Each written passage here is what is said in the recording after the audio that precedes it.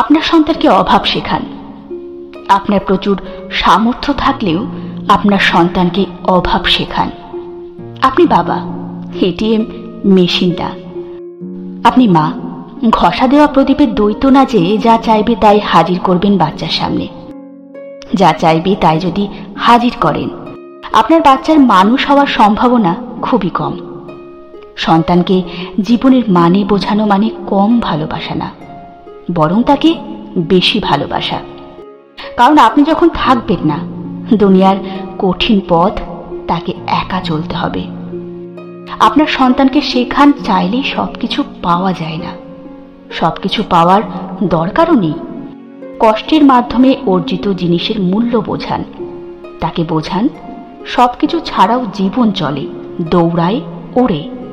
অভাবকে ভালোবাসতে হয়, তাতে অজ্ঞাতসারে স্বভাবটাও ভালো হয়।